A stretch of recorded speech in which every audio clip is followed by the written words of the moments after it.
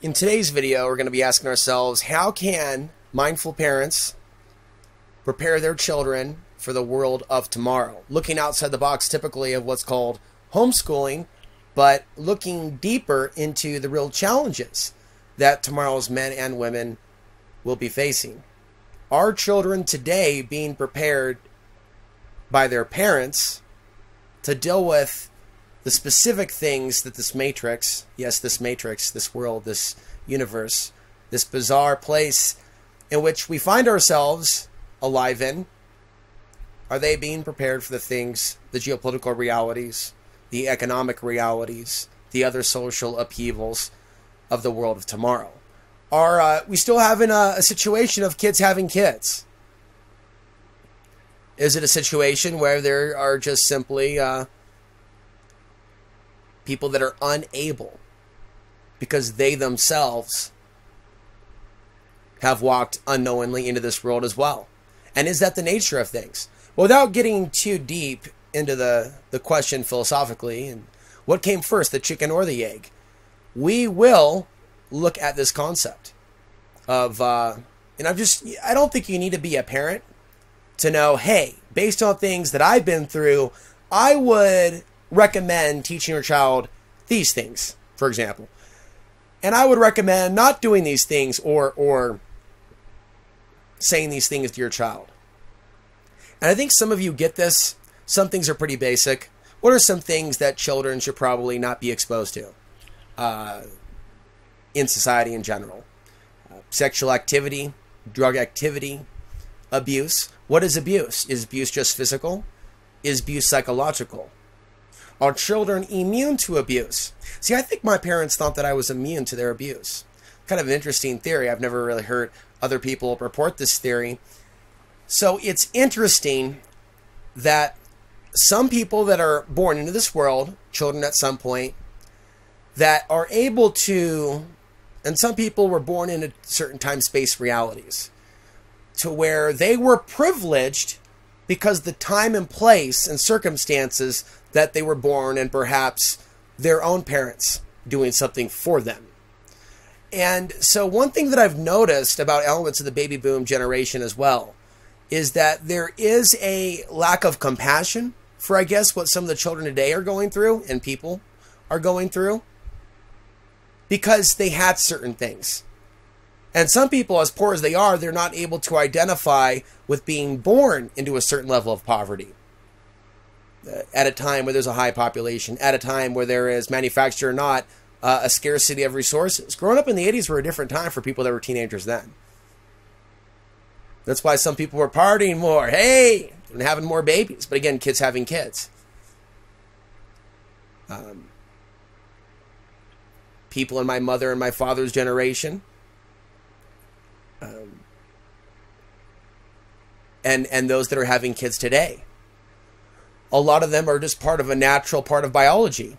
And it's a part of nature, I guess, right?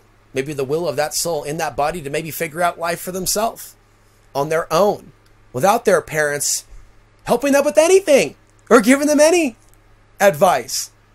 And within the case of my own life, there seemed to be a little bit of a test there, in that the very things, the fundamentals of life, spirituality, even self-defense, the understanding of the system that we're in, a lot of those things came from within me and my own experiences. Looking back at my father, not only is it incorrect, infactual, it also comes across as a little bit mentally ill, when the values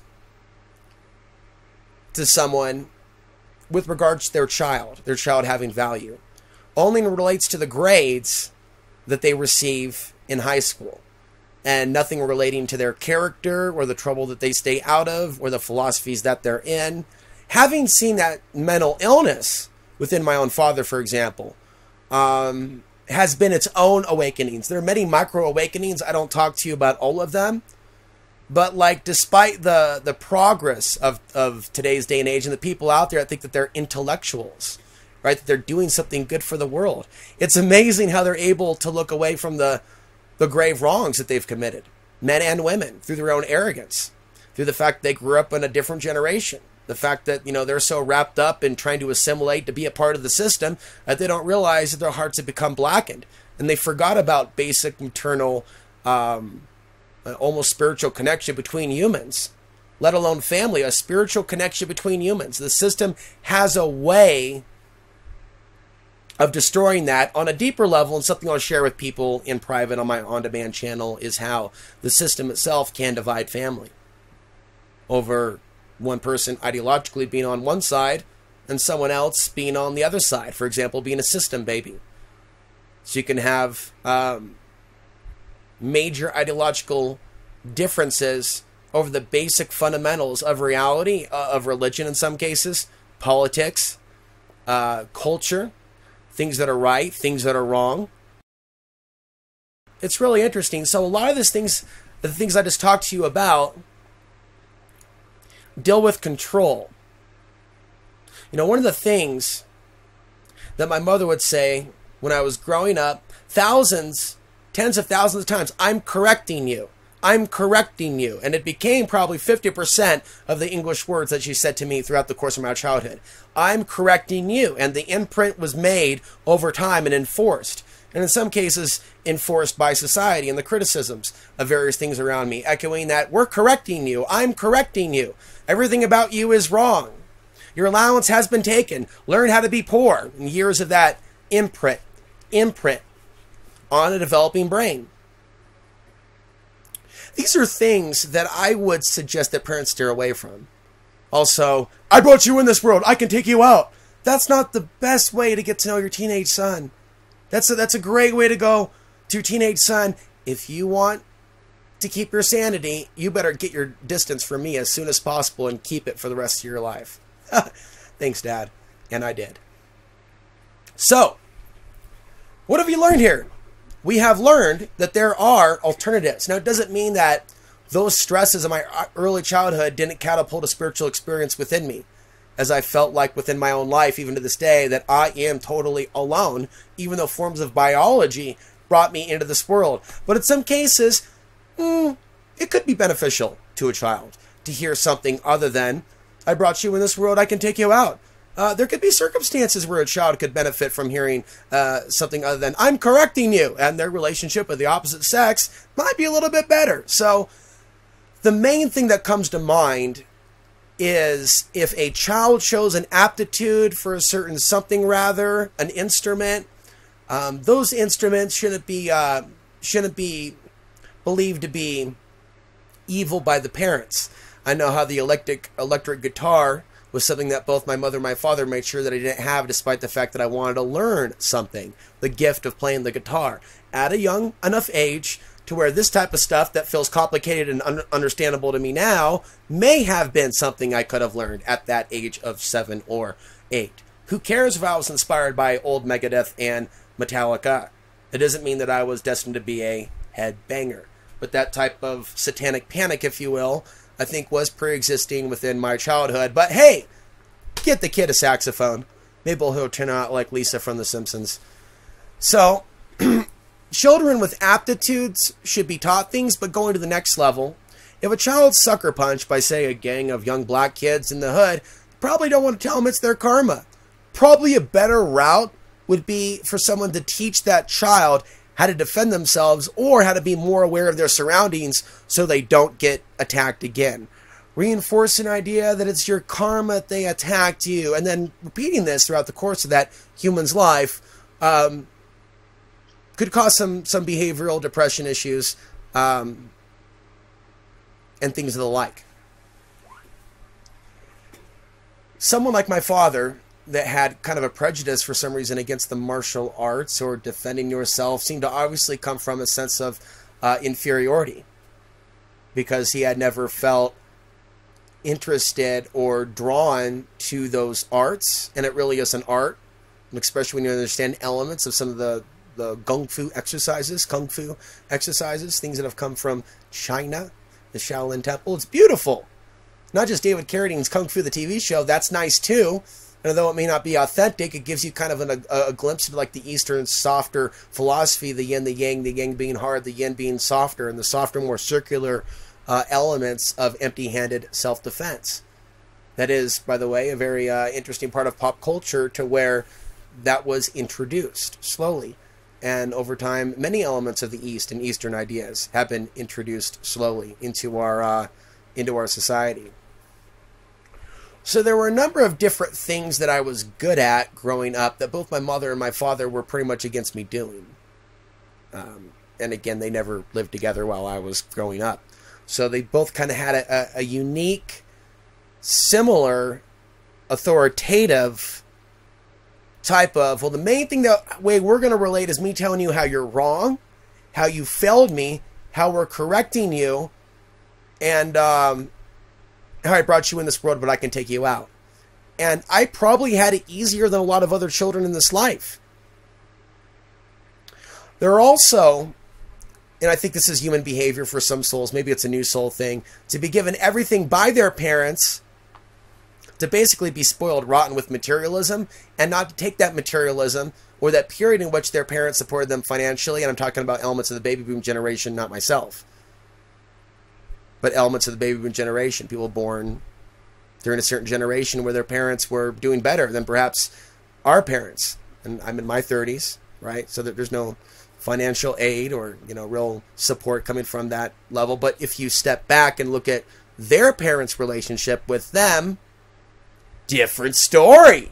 You look at Grandpa Nagel, my grandpa, and the tens of thousands to hundreds of thousands to I don't know how much, I would say, total. Because he was a hard worker, he had a few real estate things going on, carpenter, and all that was funneled to his kids. He had 3 of them. And there were ways in which, until his last day, everything was constantly going to his kids. You look at the next generation, is there that even type of love or even verbal support, right? I grew up watching my mother in breakdowns screaming how her parents didn't support her ballerina endeavors, only to support her beyond their last days on earth. Their money that they generated supporting beyond the grave. That's deep, profound parents doing for their children. That's deep. That's deep. I don't know what. That's some old school stuff. Man, they did well back in the 50s and 60s. Now, there ain't even, hey, good job, son, for putting yourself on the line and at least not being a bastard. Wow. You accomplished this. You overcame that. You spoke about this and you just kept coming. Instead, I learned about what it is that I'm on. I'm on a prison planet. I'm in a hell realm. This is not normal. These are not normal relationships between parents and children, to never get that type of support. Or to never feel like you're part of any family. To have no DNA that you come from. Ever reach out. Ever send a present. Ever come and visit. Anyone from my father to my mother's side. No one! That's not accidental. That's like some friggin' sci-fi film like Cube or something, or one of those movies, Dark City. I'm literally living in the Matrix. I used to wonder sometimes, who was my mother and father. I used to wonder if in reality I was adopted. And no one told me. I can see genetically that that's not the case, that genetically I seem to have come from the 2 of them. When I was a kid, I was wondering, I'm like, wait a minute, it doesn't seem like you're my parents. Thumbs up here. But maybe perhaps that was a part of my larger self, or real self, soul. How the hell did I get thrust into this body with these 2? So a big part of this universe seems to be evolving beyond our parents' ability to prepare us for this world. To prepare us to deal with assaults, sexual or physical, whether you're male or female.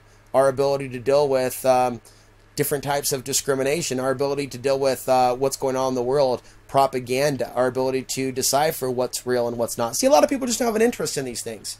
But to really question the real fabric of what is reality, yeah, a lot of parents aren't promoting those ideas to their children. And there could be a situation where there could be loving parents that are trying to do all these things for their kids. And they'll try to do all these things for their kids and love their kids. Oh, you like playing guitar? Here's a guitar. Here's a room full of guitars. Yay! And the kid will grow up to be 16 years old and he'll strap, like, rob their parents' car. Like, get some hookers and, like, drive to Vegas. He was playing video games. They bought him too many things. You're not playing video games.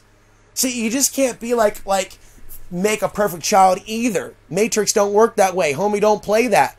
Just can't have, like, two perfect little love child from the 60s gonna hold hands and, you know, blah da da da da, you know, create a nice little home for little old Johnny, get him the latest toys, right? Make sure that he grows up safe and he eats all organic and he gets grass-fed meat, and it's not gonna stop the fact that there's a human soul with free will.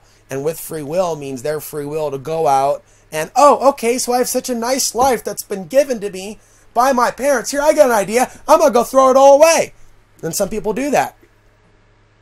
Throw their lives away.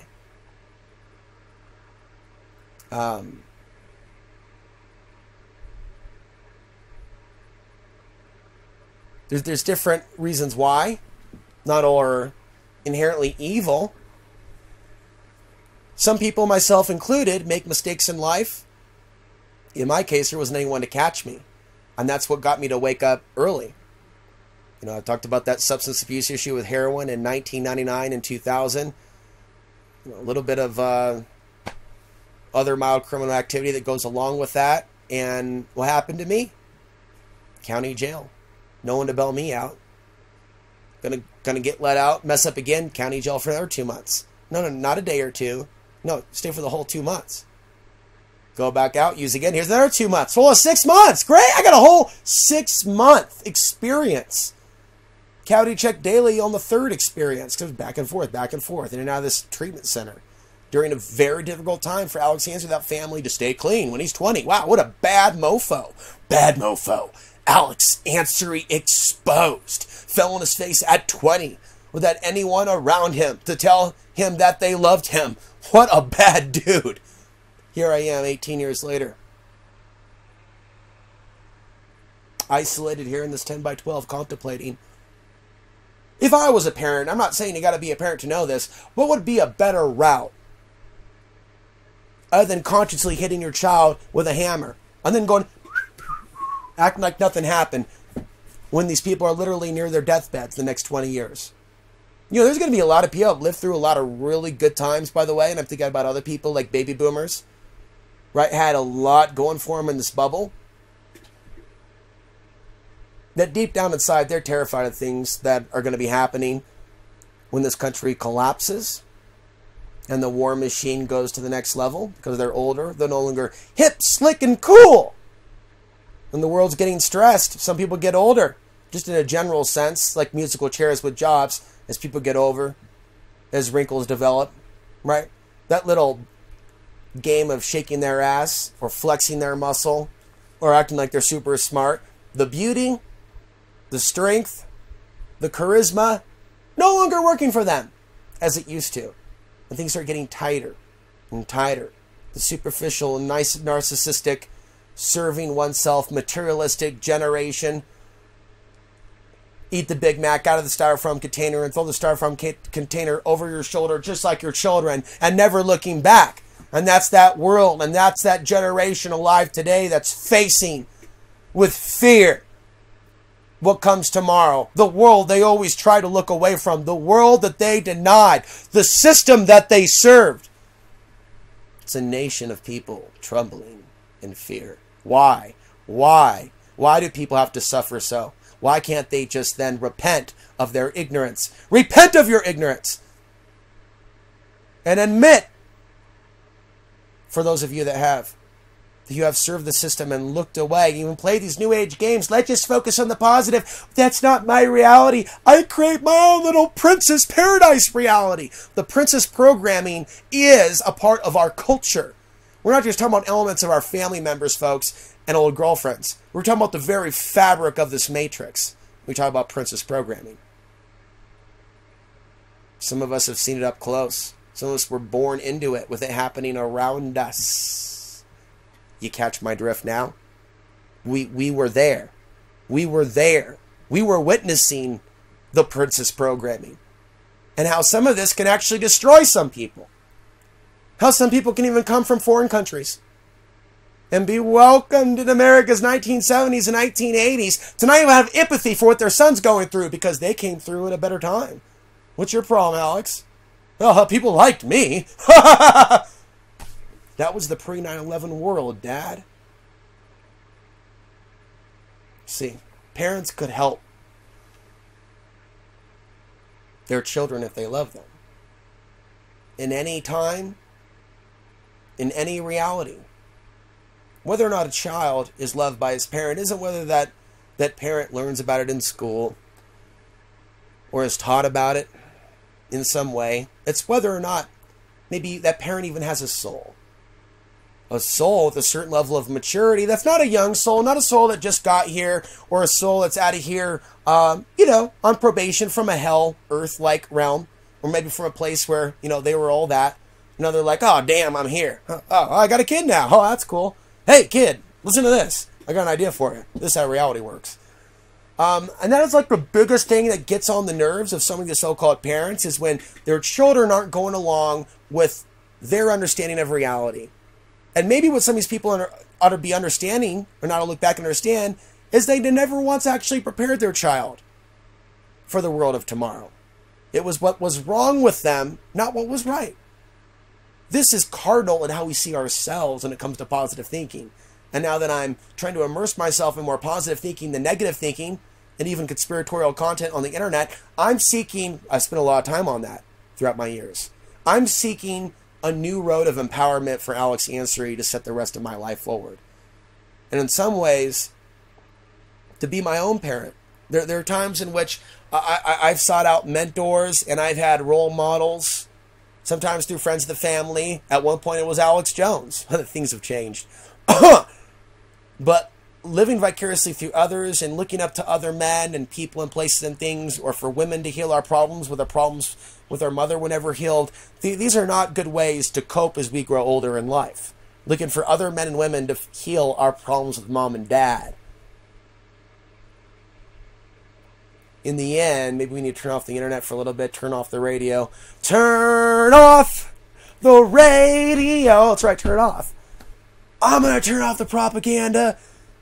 Give me some more. You just get that download as to who you are. And I don't think that we're victims. I think that we had the parents that we had. I think that souls are here to come and upgrade literally the DNA. It's not the aliens, it's us. First time I've said that. It's not the aliens. Like the Hopis say, we are the ones we've been waiting for. You could be like leaping into like genetics, and those genetics can have a history, and you could be totally different than your parents. And see reality so differently.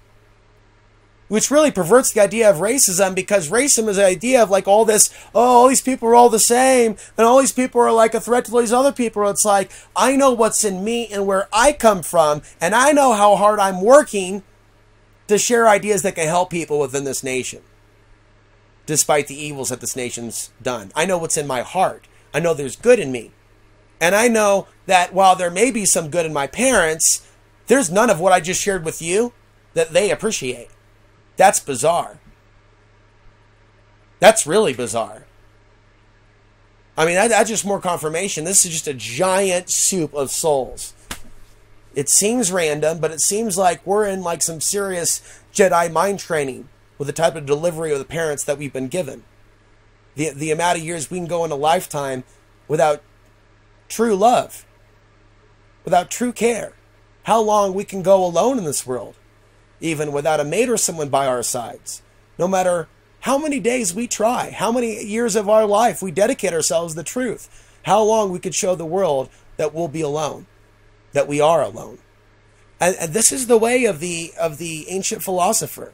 I'm sure there are many men and women throughout time that have lived just like this, only they didn't have YouTube. They didn't have YouTube. They probably wrote on scrolls. Of course they did.